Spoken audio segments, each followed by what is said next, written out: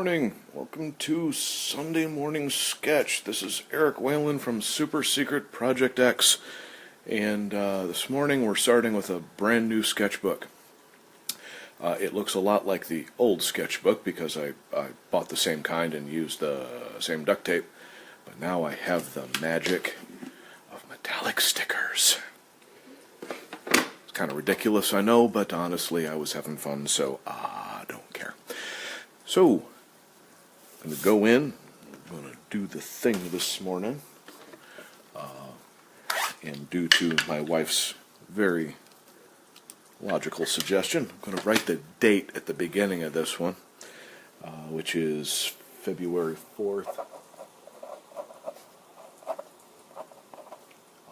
2018. Kind of wonder where I'm going to end up here by the end. Alright. Did the thing. Alright, this morning, it's funny, I, for a little bit, racked my brain going like, I'm running out of characters. Well, clearly I'm not running out of characters, as there's like millions of characters. So this morning, I picked another one that I particularly like. I like this one because when I was a little kid, arcades mean almost nothing anymore, unfortunately. But when I was a kid, I went to Showbiz Pizza, and they had an arcade, and they had the most amazing video game like I had ever seen. And I didn't quite understand the fact that it wasn't actually like what the other video games were. It was Dragon's Lair, because it was like a living cartoon. Now, it's kind of rudimentary and simple today, I get it. But the actual animation and characters and the whole shtick of it was a freaking amazing. So I'm going to do Princess Daphne this morning, because I didn't get it at the time, but they were clearly creating a very sexy character, of which I was not used to seeing on TV. And she was super cute and super ridiculously stereotypical, and that is, I think, actually why she is kind of a perfect character in many ways, because she is exactly what she is supposed to be. I'm also kind of the opinion that, in a fashion, I think some of the Nintendo princesses were maybe kind of, I'm not going to say based off of her, but there was, I don't know, she just kind of has that, like, primordial feeling to her. Like, you know, like it was just, she's kind of fundamental for some weird reason. I think part of it was they just hit exactly the right design for her. And I'm going to try to, then I think I kind of liked the last video we did, but I forgot to like move the camera fairly early on. So, bad Eric. So I'm going to get the base shape down, then I'm going to move the camera so hopefully the sketching is a little more obvious. Okay, so that's about right. Alright. Doing the thing. Alright, right about there. Okay. Take a sip from the Green Fox.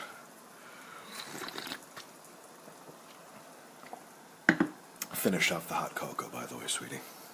I'm having a poor man's mocha at the moment, and it's so good. Should be another Yeah, bottle in there? that's fine. But I finished the other one off. Okay. It's okay that there's another one. Yeah, that's what I was asking. You said you Yeah. finished it off, which means that it would be gone. And it is gone. There's nothing in that bottle. There's nothing left. I'm too warm and fuzzy to fight with that. Well, I'm not looking to argue, sweetie. I'm just stating a fact.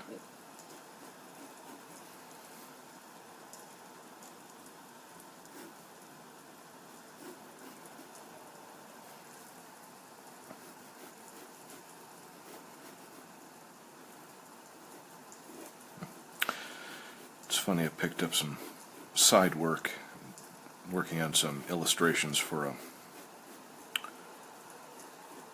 illustrated novel. It's not like a huge deal or anything, but you know, it still needs to be done right. And I'm no stranger to making new character designs and stuff, but it always Doesn't surprise me, but it always reinforces the factor of, like, for example, I've got her design, I know what she looks like, blah, blah, blah. I can just execute her in a multitude of ways. But when you don't actually know what that character actually looks like, it is considerably more difficult coming up with their design. It's like you could draw Scooby-Doo 20 different ways. As long as it's still generally Scooby-Doo, everyone will get it. But you got a character no one's ever seen. You got a... And I think a lot of people are just of the weird opinion that a cartoon character is just quick and easy. I'm like, no, you're creating a design, and I mean, yeah, you can cheese it out, and you might even come up with something quite good. I mean, no doubt, I've BS'd some designs and suddenly I'm like, oh, that's a good one, but sometimes it takes a little bit. The one I'm working on right now, she's a goth girl, and she's also has sort of the girl next door feeling to her, so you can't just do the purely I just lost my sound. The purely stereotypical, hard, cold, I don't want to say emotionless, but the sort of the stereotype. So I'm kind of having to, Wednesday Addams kind of like. So trying to get enough of like the girl next door mixed in with it, it's actually a little difficult because you got to have like that kind of pristine, well executed sort of.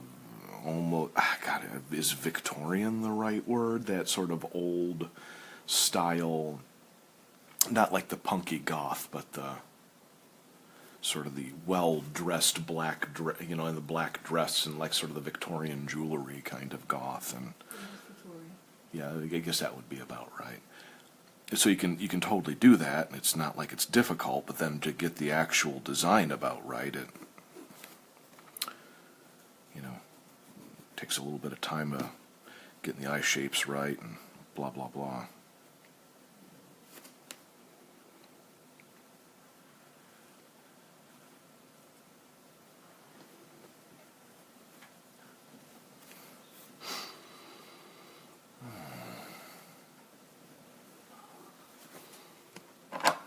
Get that light out of my eyes. There we go.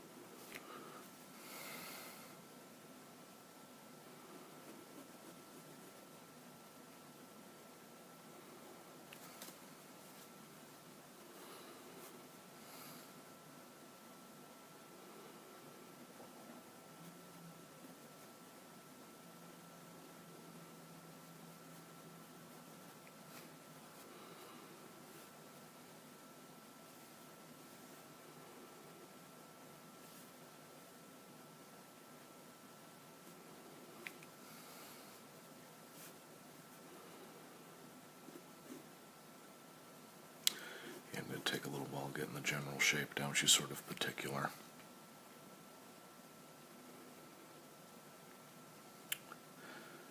I wish we had more Don Bluth stuff. Don Bluth was the company, the guy that did all the work on Dragon's Lair and Space Ace and stuff. It's actually funny. I kind of wish he would have done more stuff like he did when he animated the video game stuff, because that stuff was super fun. It's like one of the few things that we had that actually kind of had the feeling, kind of the sexy ridiculousness of kind of what anime was sort of doing at the time. It's kind of a shame we didn't get like more of it, because it's fun. I mean,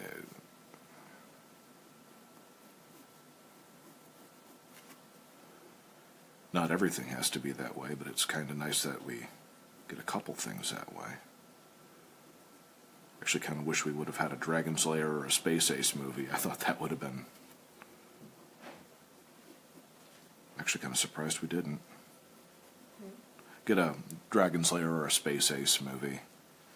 It's kind of a shame. I mean, it's just one of those things where I was going like, man, that would have been fun. Well, we had the animated series. There's actually, from what I understand, there's a bunch of stuff that had been going on with Don Bluth with as far as properties and licensing. I know he's just now getting funding for getting a Kickstarter funding, I think, going to try and get an art book out. So I think something happened where he's been trying to fight for the rights for his own properties, if I'm not mistaken. It's a real shame. He's one of those dudes where a lot of what he did I wish would have gotten more steam. Because, I mean, Disney was great and everything, but Don Bluth was kind of like Disney with, strangely enough, a little bit more tooth to it, you know? And, you know, he did stuff a little sexier. He did stuff like, Bluth was Rats of Nim, right? Yeah, Rats of Nim, that's a heck of a movie. And I still end up going, like, people was like, what's your favorite Disney movie? I'm like, oh, Rats of Nim, you know, like, Not Disney. well, clearly, but, you know, I mean, it's Disney did good work, but I always kind of ended up, my brain would float off to a different movie, typically, than a Disney one, because I liked the artwork and the execution and, like, some of the characters and stuff from Disney, but more often than not, I would be kind of like, oh, it's, you know, like Don Bluth at that time period, or what was it, Amblin or whatever. They, you know, they just, or yeah, just always ended up kind of being like, man, I kind of wish we would have gotten. It's either I wish Disney would have grown up a little bit faster than they did, because I always liked what they did, but it was always kind of like, even as a kid, I was like, you don't have to talk like down to me. You know, I'm not stupid.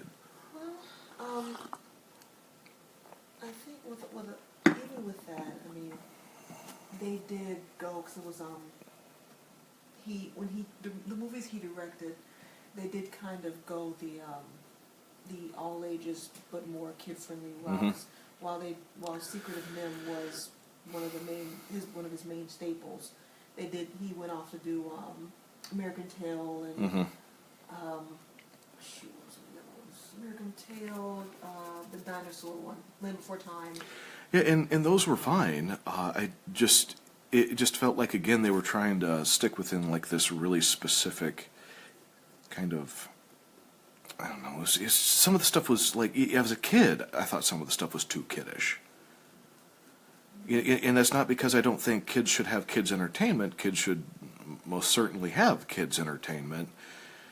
But I also think kids are not as dumb as we seem to make them out to be. And Well, I mean, to be fair, if we wouldn't have Bluth if it wasn't for Disney. He actually worked for Disney. Oh yeah, no, I'm not saying down with Disney. I'm not saying that at all. I mean, they have their place, and sometimes created some really neat stuff. I still enjoy. Typically, the Disney movies I like are not the ones that everyone else likes, but it's like a lot of people roll their eyes when I go Atlantis, but for God's sakes, I got to finally watch a Disney movie where they didn't freaking break out into song every 5 minutes. That was huge. That was like, I get to actually enjoy a story instead of being invaded by your need to sell me a soundtrack. You know, and it's fine for people who like musicals, but for those of us who don't, it's obnoxious. And every once in a while, yes, it can be fun. I mean, I'm not completely numb to the fact, but so with like Atlantis, which was imperfect, but at least I got to see an animated adventure movie with like you know, like crazy submarines and mole machines, and I still think matter of fact, I should do that as one of the characters I do is the little Hispanic engineer girl. I thought was awesome. The French mole guy should have never been put down onto paper in the first place. That was a crime. I like the big, like, Civil War medic dude. You know, the big, like, John Henry dude. Oh, yeah. Yeah, and there was some neat stuff going on there, and I liked the villains, and the heroes were great. There was bits and pieces where I wish I could have walked into the scripting room and slapped them around a little bit. I mean, it was, But, that you was know. also pretty groundbreaking because, I mean, they had Mike Mignola. He was the Oh, character yeah. designer for that, so that was also pretty cool. That Yeah. also gave it a different look, too. Yeah, they really did some neat new stuff with that, and then unfortunately we never went back to it, and which kind of sucks because I'm like, I thought that was one of your better ones. I mean, I'm not saying that everything has to be like anime. I'm not saying that, but it was Disney like paying attention to comic books and anime and adventure stuff a little bit more. You know, like their old school adventure stuff, which to me I'm like that stuff I wish Disney didn't get rid of when they did adventure movies and stories and stuff. And Yeah, unfortunately, they marketed it really wrong because when they went into that time period, they marketed it as wanting to focus more on boy stories. see, And that's that the wrong was- way of doing it. That was when pretty much the end of the Disney Renaissance, and they started just completely doing. We shouldn't say well they went into an area where they're like, okay, like I said, they marketed to boys or tried to market it to. Let's get away from princesses. Let's focus more on boy stories instead of just making stories overall for everybody. Market Like it that. to everyone. Yeah, because with God. that, we did get Atlantis, which was awesome. But Yeah. when we got Tarzan, which for me was one of my favorites. I always thought was pretty good. There was But parts of Tarzan I really enjoyed, and there was parts I had a hard time with. then, and then we also got Treasure Planet because of that, which also I liked parts of Treasure Planet. I overall liked the movie. There's some parts I liked more than others, but it is still, in my opinion, one of their weakest movies. I have a super hard time with Treasure Planet, personally. And the thing is, the general idea of what they were doing is not a bad idea. Let's take a classic book and throw it into a completely different genre. So I'm like, Treasure Planet or Treasure Island, good idea. Treasure Planet, in theory, was a good idea, but it just was so difficult to watch. It was... Well, like I said, to each his own. Personally, I liked it, and Which is fine. Yeah, Yeah, it's just absolutely that, fine. unfortunately, to me, that was one of their weaker movies, and It was. just they were going in a complete direction. Because I think that was also during the time where they were breaking up a lot of the original teams, and who was it? Katzenberg and shoot. Oh yeah, like one of my favorites, which wasn't Disney, was Prince of Egypt. Oh yeah, that was Man, that was good. that was DreamWorks. Yeah, it was DreamWorks. That's when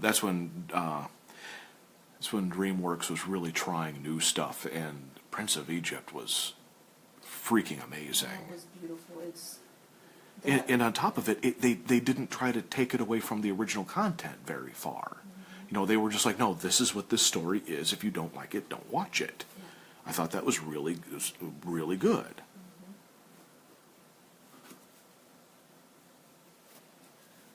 Yeah, I mean that was the one thing about when they had the Disney Renaissance, that was pretty awesome. But then when they started kind of going a different route, that's when a bunch of other really good animated stuff started coming through, and of course that's when DreamWorks came through, and I want to say it's Katzenberg, but he left Disney to go to DreamWorks,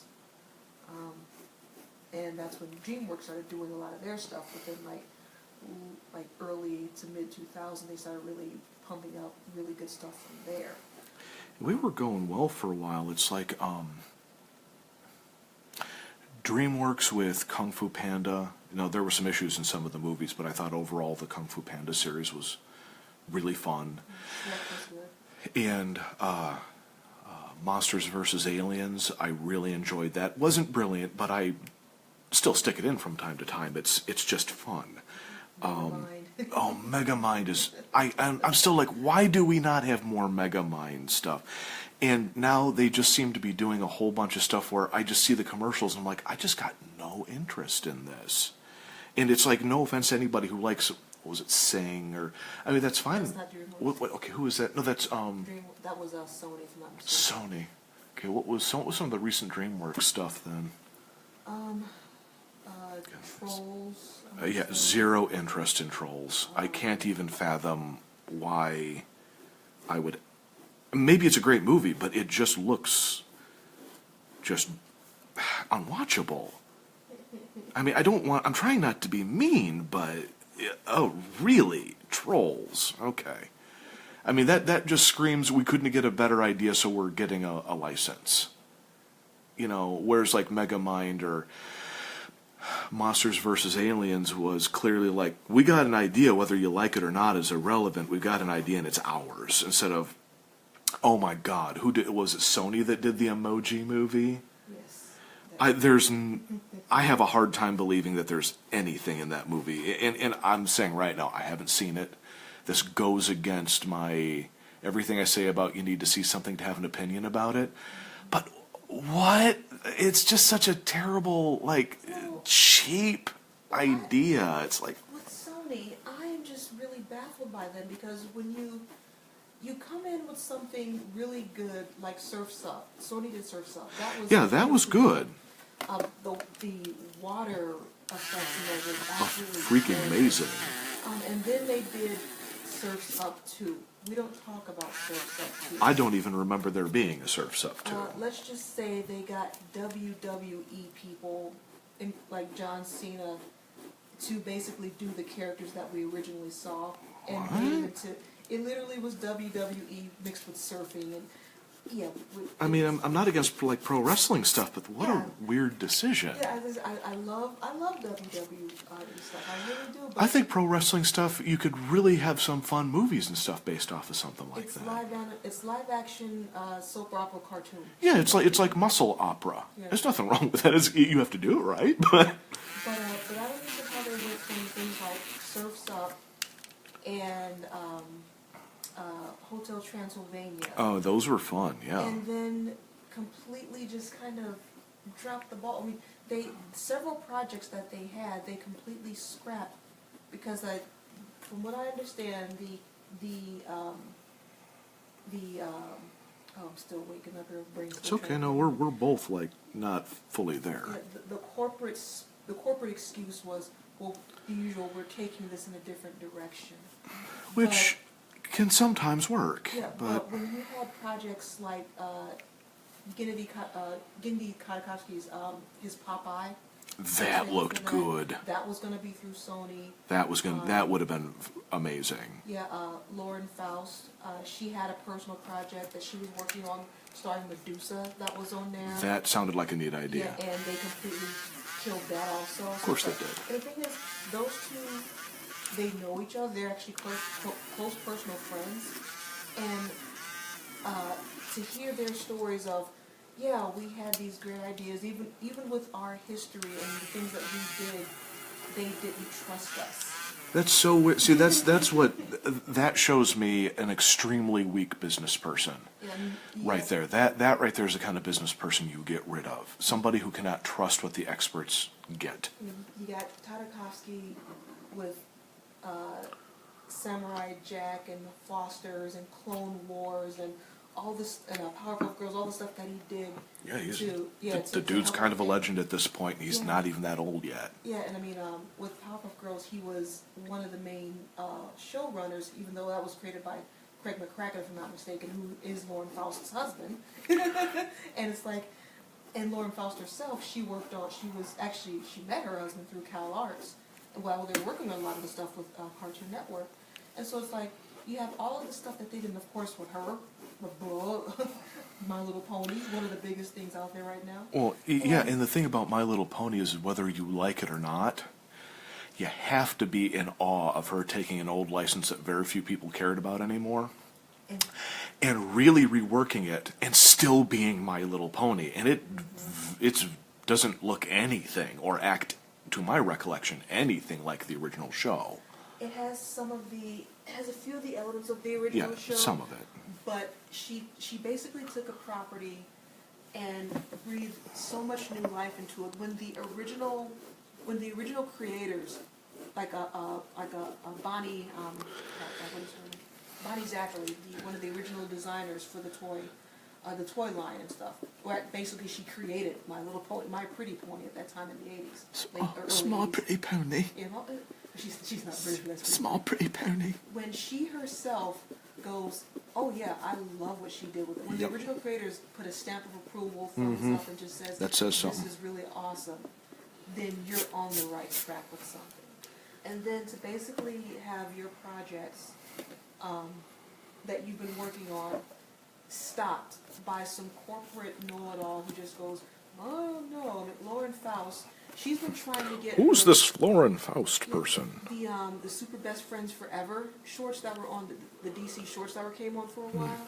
She did the Super Best Friends Forever ones, and those were amazing. Those were hilarious. But she's been trying to get her own property out for almost close to probably 10 years, if not even more than that by now, called the Galaxy Girls. And they were Well, that's a these- great name. Yeah, it was these cute girls done in her style that were all based off of the planets and various space. Oh, that's a systems. cute idea. Yeah, and it was adorable. Well, like Mars is like the warrior one kind of a thing. She was kind of like, she was kind of like the not really hot temper, but she was like the sassy girl. And the thing is, Jupiter's the big one that always gets her way. it's Greta time. It's Greta time! But and the thing is with that, when she made them all different ethnicities, sizes. And well, stuff. And yeah, you should. Yeah, and it was an absolutely adorable. The good thing, she's been trying to greenlight this forever, and everybody keeps going, I don't know, because she's on several of the podcasts I've listened to with her interviews. She's always come out and said, like, yeah, they don't trust me because all they see is, well, we don't know if girl properties are going to sell. I hate that and she's stuff. like, it's not a girl property, it's an everybody property. And It I'm just so it just sick stars of that females. mentality. And the thing is, she's like, if I could take My Little Pony and Yep. and make it to the point where like adult males are fawning themselves. Yeah, it's like, it's a cute thing. yeah, and she's like, why in the world can you not trust me with my own property for this? And I just am so lost. I just want to cut business people out of some decisions sometimes because, like, for their own good. Not because I hate them, but like, no, you need to stop. You need to stop, and you need to let the artists do what they're good at. And yeah, every once in a while something will fail. Guess what? With the way they're doing stuff, every once in a while stuff fails. Yeah, well, it's drives like, me nuts. just like what we were talking about before with Alex Hirsch, creator of Gravity Falls. He was saying how it's amazing how when you have all these little corporate for a better word, the corporate people coming in, and Yep. I censored myself there. Well, sometimes they deserve a couple explicatives attached to, But it's like he was saying, like how when you have all these basically middle management or micromanaging people come in, micromanagers need to go away. They want to get their fingers into it because if it succeeds, Somehow they had it's- something yeah, to do with it. it's- Yeah. It's their genius. But if it fails, oh well, then It was you the blame on artists. the person who Yeah. you tried to help and all. I get that same garbage at work. Yeah, and it's like he's like It's like, you operated a PowerPoint sheet. Don't give me that. So you had nothing to do with this. and yeah, and it's like he was saying how it's amazing how people just they want to control so much of your life, but yet expect you to have control over everything, but they won't let you do anything.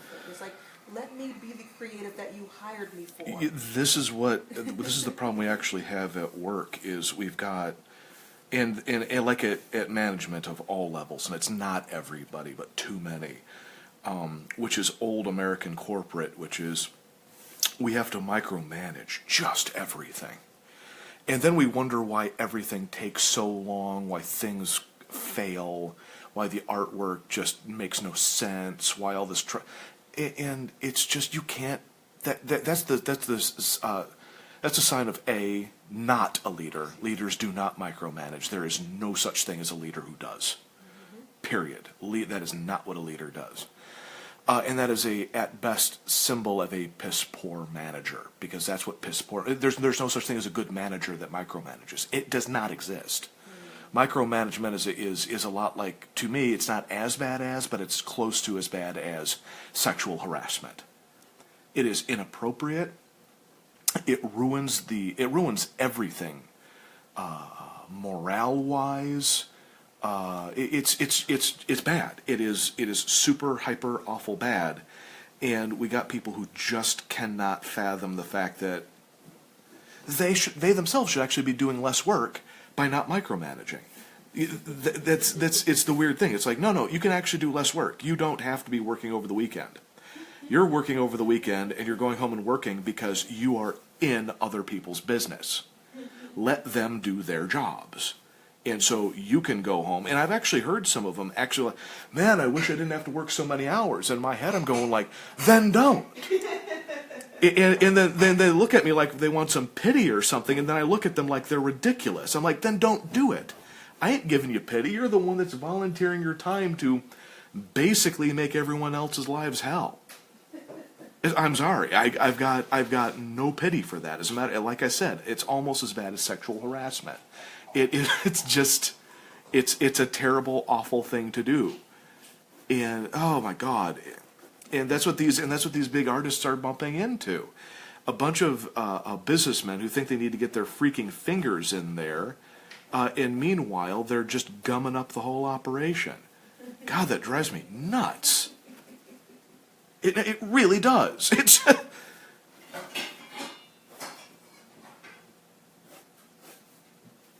I'm making some tea for this. You should do that thing.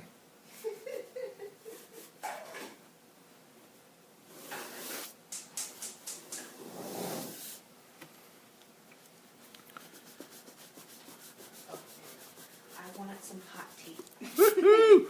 Gonna get that some hot tea right there. Put it in a cup and make it steam and get off that leaf juice. Make it all pleasantly stinky. No. But yeah. I said pleasantly stinky. Yeah, Alex Hirsch. There's several great podcasts that he's on. And he talks about a lot of that stuff, and I'm hoping that as time goes through, that people actually understand that you just have to let creatives be creative and trust their. Oh yeah, and they're going to find some creatives just aren't. I hate to use the word worth. They're not worth giving that power to. You need to find the creatives that really legitimately understand how to do these things. It's not just find some creative and just let them do whatever they want. You have to find, and it's a rare breed. There's probably only a few hundred on the planet that really understand to strike the balance between really being creative and really having the proper business know-it-all to make it worth it. But the fact is if the business people never let them do it in the first place, they'll never find them. And I have a feeling we've talked about a couple people who probably are those people. Hirsch is amazing. Faust, amazing. And not to mention, she also sounds like a villain. Careful, it is Faust. She will bring her war ponies. Just like, give them the space they need to do what they need to do. And you're going to have a very successful, profitable very much because you're going to get people who are going to be comparatively coming in under budget because you're not screwing with them. You're just letting them do their work. And you can't tell me that most businessmen actually know how to do creative projects. I'm sorry. Now, I think, again, you get a small percentage of the ones who can, like their business and creativity, and they mix with the creativity and business people like chocolate and peanut butter kind of a thing. But most of the business people are just business people. They don't have a creative bone in their bodies, no matter how much they remember playing with crayons back in elementary school. Yeah, I am drawing a blank on this person's on their job. I think they were a voice actor or they are a voice actor, but so once again, on the mini podcast I listened to, he was saying that before he became involved with the animation world, as far as being a creator, a content creator, he actually was a bank executive. Oh yeah, like years back we went up to Travers on vacation, and one of the shops just was filled with these unbelievable like wilderness like various animal sculpts all in clay. It was just like really like absolute top notch. I was like, I could not afford any of them. They were super expensive. They were just amazing.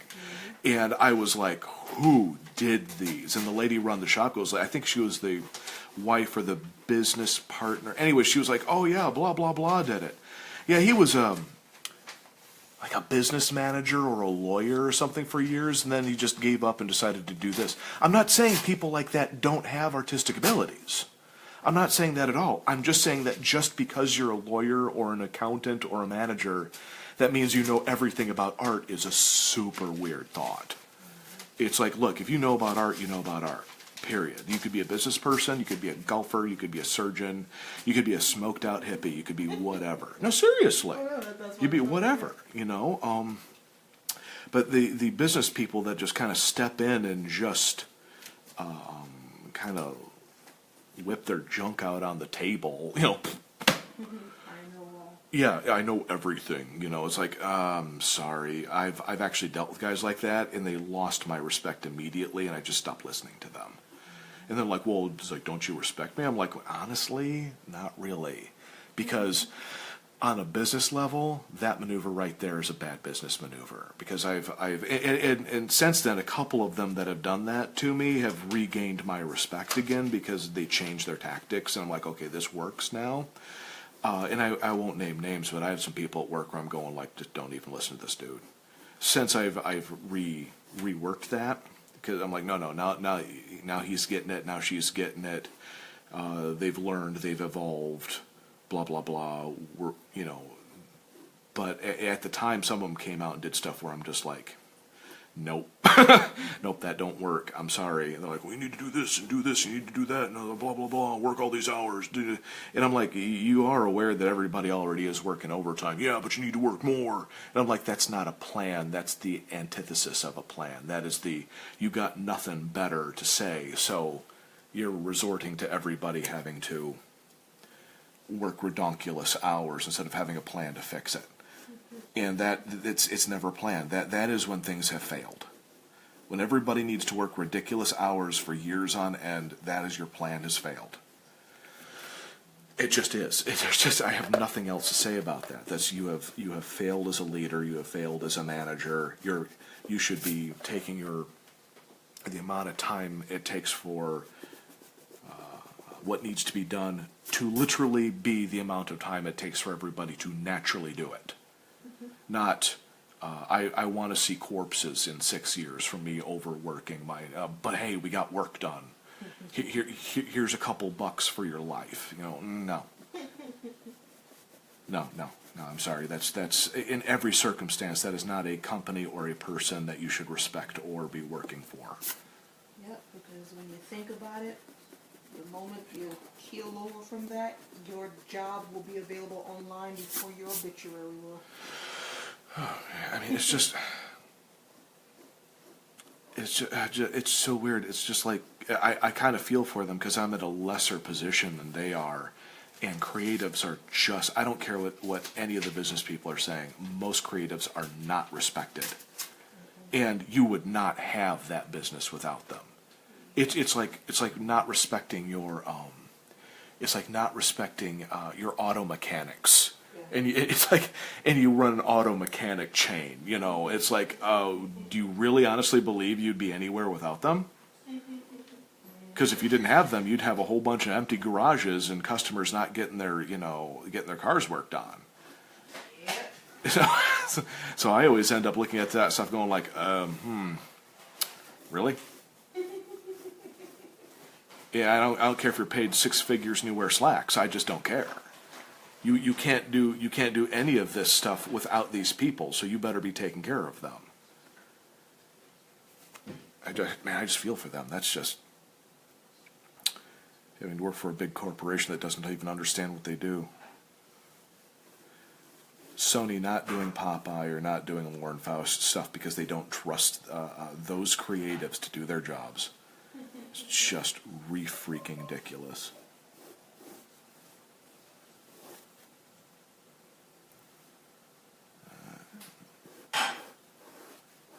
Okay. We got, yeah. We got the Emoji Movie. It didn't get an Emmy or something. I think from what I heard, it got nominated or something or got recognized. Yeah, there ain't politics there. Yeah, Someone didn't pay for that. I think Coco probably beat the crap out of it. So I have not yet even seen Coco, and I just know because of every single experience I've had with Pixar, the worst one, and no one's going to like this opinion, the worst experience I ever had with Pixar was Finding Nemo. It's just, I just didn't groove with it. But it was a good movie. Oh, yeah. So the worst experience I ever had was just simply a movie I didn't care for, but was still a good movie. I thought Finding Dory was amazing. It was pretty fun. And dark too. There's some dark moments in that where you're like, oh, that's dark in a way that most people don't even think about. You know, like wow. They learned from Pixar, or should they? But that was Pixar doing its thing. Yeah, that's what I'm saying. So I haven't seen Coco yet, and I want to real bad. I think we're gonna miss it, unfortunately. We might, unfortunately. But I just know that unless they completely screwed up in every conceivable way, that it's probably bare minimum a good movie. Might even be an excellent movie, which is they're usually closer to excellent. Everybody who has seen it that I've heard from, even people, they're just like, you know what? I have never cried at a movie. Coco made me cry. Really? Because Up was hard to watch in the beginning. I mean, really, legitimately, like, oh, really? Ah, like, kicked you in the soul junk, really. oh yeah, it just took a giant emotional boot and just stepped on the soul junk and just groaned it, and I was like, ah, I was literally in the theater, just kind of just like moaning in pain. You know? Like, really, Pixar, you had to yank on the old, you know. You had to crush the emotional junk. You had to do that. And they did. And they did a great job of it. You're like, ah, Pixar, you glorious bastard. Yeah, but I heard it was fantastic. So I'm looking forward to either if we can actually get it before it goes out of theaters. Or Well, just when it I'm comes kind of into- hoping maybe we hit it next weekend, maybe if we're lucky. Yeah. I'll check and see if it's still scheduled to be in theaters by that time. Let me do a quick check. Okay. Let's see here. Yeah, because I think they're prepping, of course, for Black Panther, which is coming out in a couple weeks by now. Oh, they should, because I am all in. And I got a feeling it's going to be a couple weeks before we see that too, because I've checked, every single theater is sold out at least for the week. There's no surprise there. Yeah, I didn't want to buy the tickets early because I just didn't know what was going to happen. Oh yeah, it's going to be a circus. Yeah, so it's like I mean, I don't, because I wasn't sure if like we'd be able to go see it at the time, because you know how things happen with crap happening. Life. Yeah, well, life happens, all that. So I didn't want to buy any pre-tickets or anything like that, or pre-running tickets. But It's a wise idea. yeah, but hopefully we'll get a chance to catch it the week after. All right, let's see if we can find that. And also still want to see Shape of Water too. Yeah, so do I. Life has just not allowed us to go do this stuff. So. Yeah, that Proud Mary still want to go see. Which one? Proud Mary. Proud Mary. The modern day blaxploitation, the lady going to help out the little kid, the black lady tries to. Oh right, yeah. That was like on the list, but it's like we so rarely get to actually see the stuff we want to really, really hardcore see. I think I just kind of I didn't write it off. I was like, that's probably one we'll end up seeing like a Netflix or something. All right, theaters. It's actually kind of it's actually interesting working on other people's characters like this. It's more almost therapy because it's not that you don't have to think about it. It's that half the thinking is just gone. So you get to open up your brain on the rest of the stuff going like, oh, I can just do blank and yada yada and this and that. And I don't have to worry about like any kind of deep thoughts about reworking, like recreating or remaking or creating a fresh character or anything. You're like, it's just done. You just worry about just executing, and it's kind of zen and therapeutic at that point. And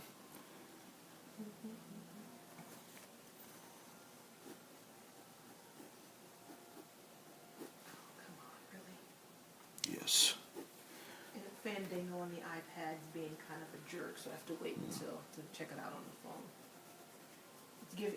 It'll pop up the theater, it'll pop up the movie, but it won't show the movie in the theater. oh jerk. Yeah. Restart it and see what happens. If it doesn't do right then, I'll just check it out on the phone.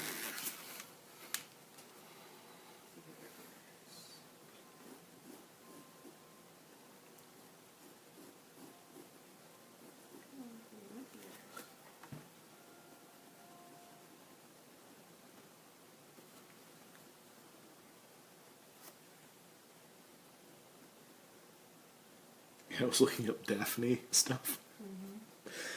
Okay, stuff aside from like fanboys doing some wow kind of like okay artwork, like you're like there ain't issues there. Some group released a statue of her. It's like a $300 statue, and I was like, whoa. I was like, somebody really sculpted off the original animation where like all the anatomy was, because it really was very much there. You're seeing her through her outfit and stuff. And I was kind of like, I ran across it and it's all beautifully painted and stuff. You're like, if I put that in my living room, I couldn't have kids, come over. And not that I have, wow, we almost have no kids ever coming over, which is probably a good thing anyway, but I don't know, they eat my plants or something. Is that what kids do? I don't even remember anymore. Well, that's something I think that can happen. They're too busy eating Tide Pods, apparently. I don't know. Okay, so what was that, hon? They're too busy eating Tide Pods, apparently. I don't know. Yes, I'm very much disconnected from children. Which is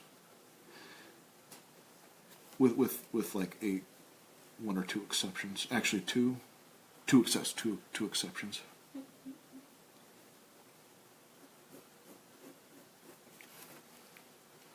Yeah, I think Coco's going to be out of the theater by next week.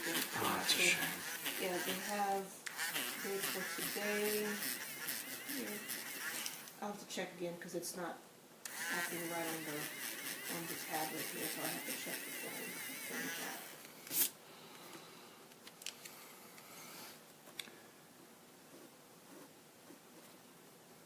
I should say would be a good day to go out and do stuff because everyone's going to be stuck in their house because today is Super Bowl Sunday apparently. I love it. I did not care for what Sony did. I was doing XCOM 2 and I was putting it in, I was playing it and blah blah blah. And then there's this big like Super Bowl Sunday ad. I'm like, you know what? I'm trying to get that junk out of my life as much as possible, and you just stuck it right in my face on one of my fantasy escapisms, and you stuck a freaking football player on my. It's for people out there in TV land. I don't hate football. It's just there's some things in my life I just don't want in my house. And frankly, professional sports is super high on that list. It's like I've lived long enough being beaten up by enough jocks that I'm just good. And so so I was like, really, Sony? I didn't give you permission to put that up on my screen. If you want to sell me stuff, that's fine. I get it. You do not. Like, That's advertisement. but that's the thing is that was up on like sitting next to my icons of my games. it was like XCOM and blah blah blah and like the Super Bowl, and I'm like, that's I kind of felt a little violated. I was like, that's like you opening up your personal computer to work on your stuff, and somebody just decided to put in pick an advertisement. It doesn't matter. To put an advertisement on the desktop of your computer. It's like, no, that's not. You don't get to do that. That's my personal I space. think it'd be more along the lines of opening up Facebook and every third ad is a advertisement for something, which is what I had to deal with last weekend.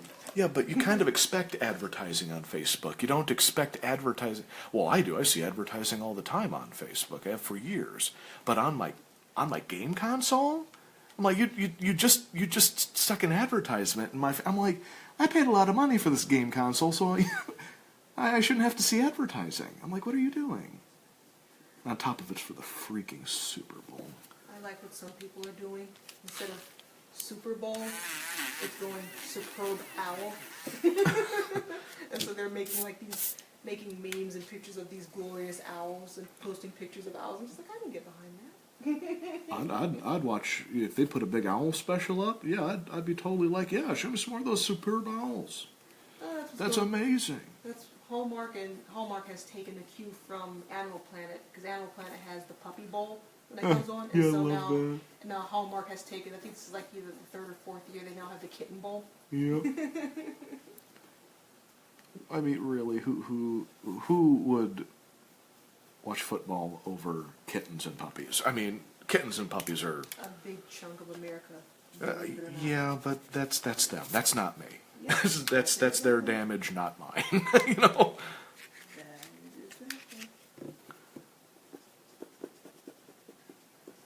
We've been going for 51 and a half minutes. I figured this one would take me about an hour with all the BS, and I'm glad you woke up there. I was like, I'm wanting to chat about silly stuff. That's why I got the tea. So I was like, oh, I'm going to get some, at least a little bit of tea and then get myself. Okay, I'm sorry. What did you? I was saying that's why I got the hot tea, so I can get Oh. I can get up and get some warmth into me moving around.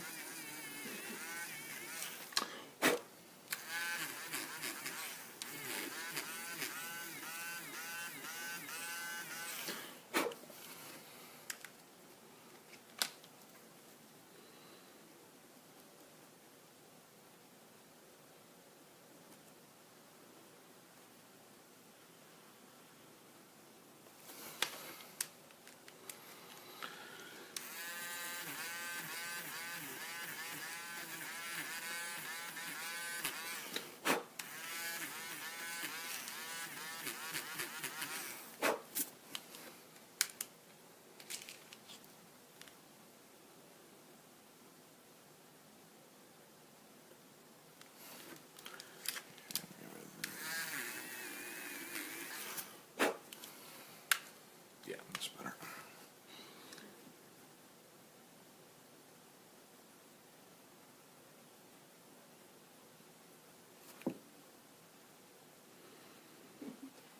It was something that I saw. Somebody just typed here like, I heard that there was a very important episode of football on this weekend. like, yeah, apparently it's really huge. Like lots of cosplay going on, but apparently the tickets to get into the convention, with the badges are really expensive to get into the convention. Nice. Yeah, I have no problem with people being fans of anything like football or whatever. It's just, I don't think that it's. I don't push my fandom on other people. Well, I don't. here's a very good explanation actually right here. Somebody says, liking sports is cool. Yeah, it's fine. Not liking sports is cool. Absolutely. Mocking people because they like sports is not cool. Yep. Mocking people because they don't like sports is not cool. Right, I agree. Not liking sports and then going out of your way to explain to everyone you meet that your impeccably cultured intellect is so magnificently boundless that you have to push it around in a wheelbarrow, and that's why you don't like sports, is incredibly douchey. Yeah. Well, yeah, and on the same note, and I've seen those guys, and I fight myself to not be that guy. But I've also existed like in northern Michigan for a good chunk of my life where there's very little to do, so people are really into sports. And then just act like complete douches when you're not into it. And I've been treated like crap just because I don't watch. It's like imagine there's a group of people that are like Netflix fans of watching like Cheers, for example, which is fine if you like Cheers, no big deal. But then you're not into Cheers, and then someone walks up and they go, "Hey Norm," and you're like, "What?" And then they start getting really, really, really jerky and looking down on you because you don't get one of the jokes. It's ridiculous, and I bumped into a lot of that from sports fans, and you just end up going like, "Guys, it's just a game.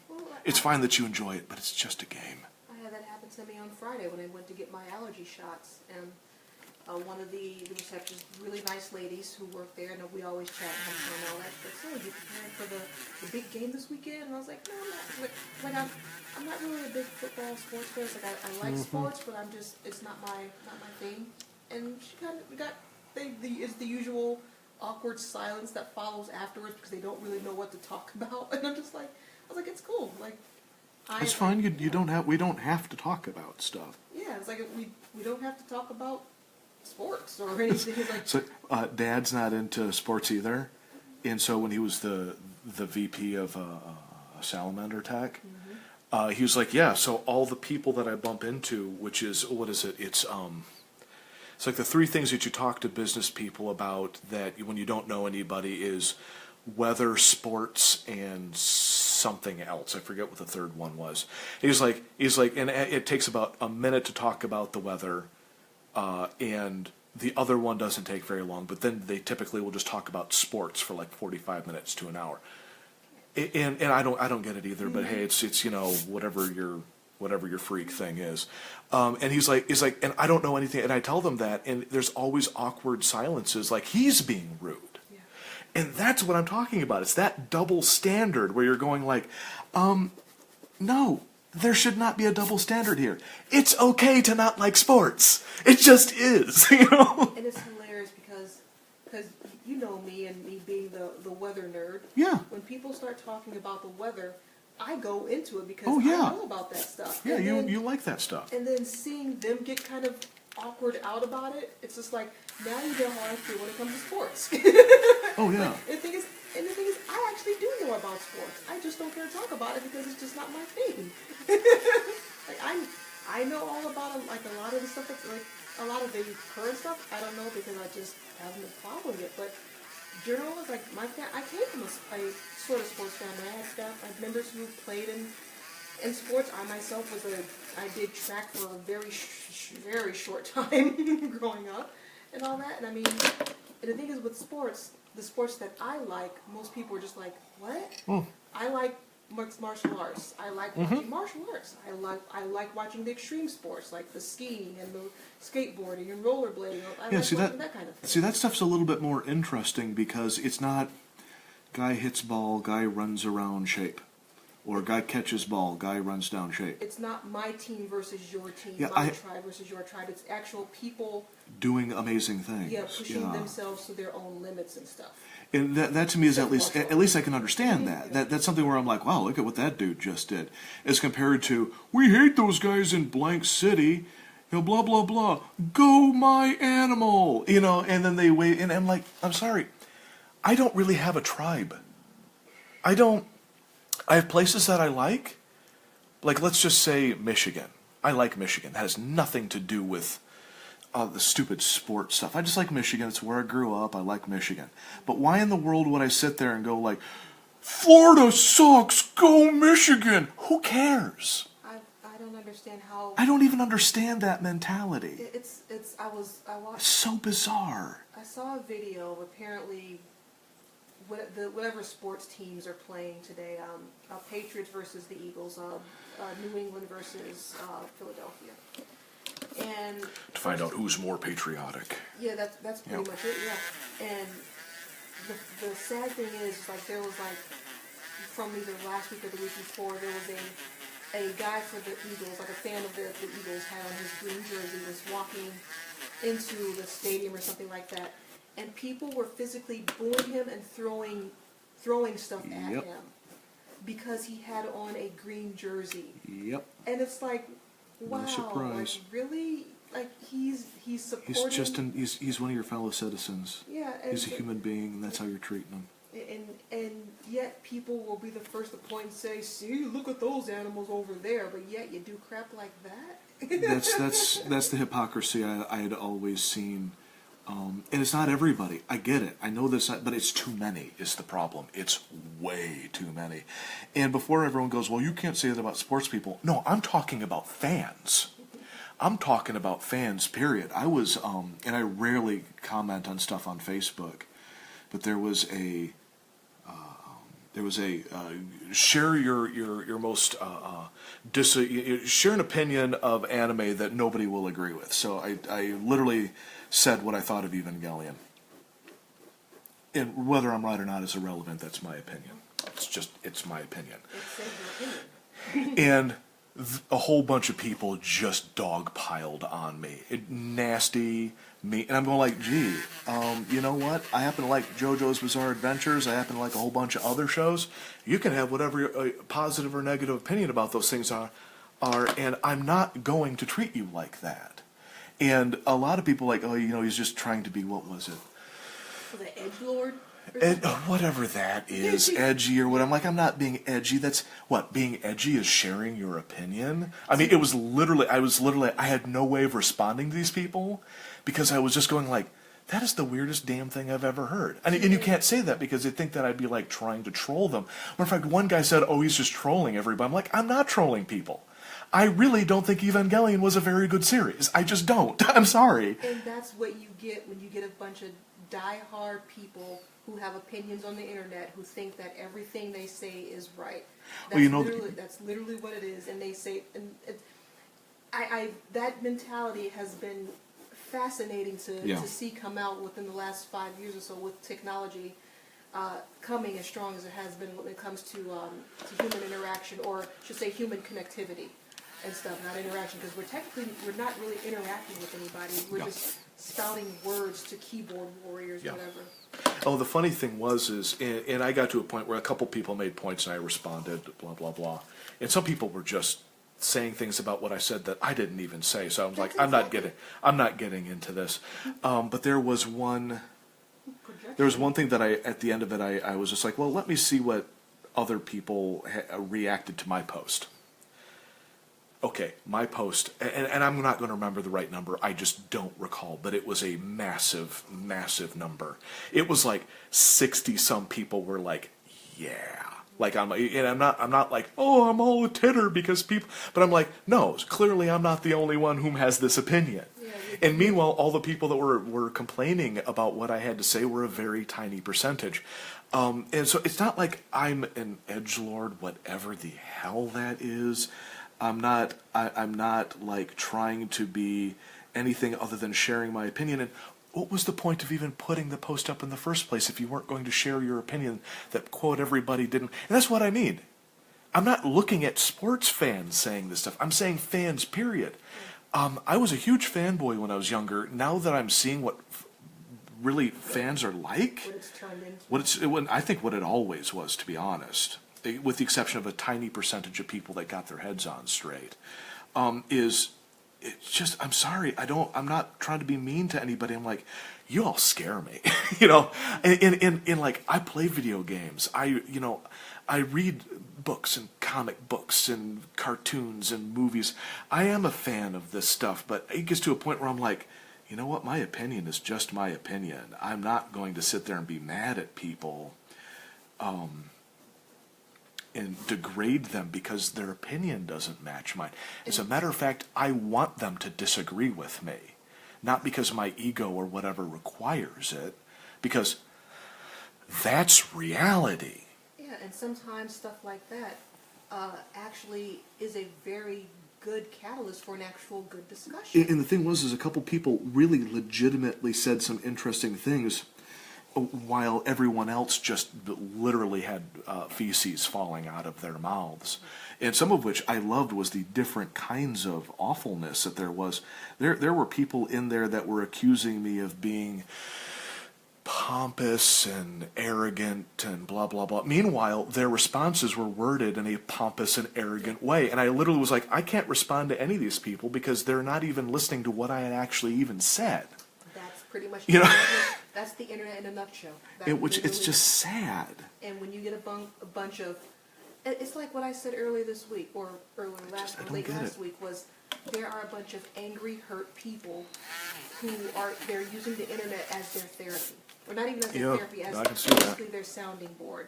And when you have a bunch of angry people who feel like they're not getting listened to, or they feel disrespected or whatever for No, some please, I've been bizarre reason, disrespected my whole and life. then when something happens that insults their own personal whatever, they just fly off the handle. It's just like that's because they haven't been able to, either they haven't experienced real life Or there's something difficulties. attached to their ego that's directly attached to their fandom or whatever. Like it's the same thing, which is again weird. Well, they're stuck in their own bubbles, and they're stuck Yeah. in their own echo chambers because all of their friends and everyone likes everything that they do. So the moment that somebody says, no, I don't like this, well, you must be the enemy because you don't like the thing that we all like and we're right. So I'm sorry, I don't view the world that way. Well, unfortunately, that is one of the things I'm learning, that that a lot of the current internet generation, that's one of their It's sad.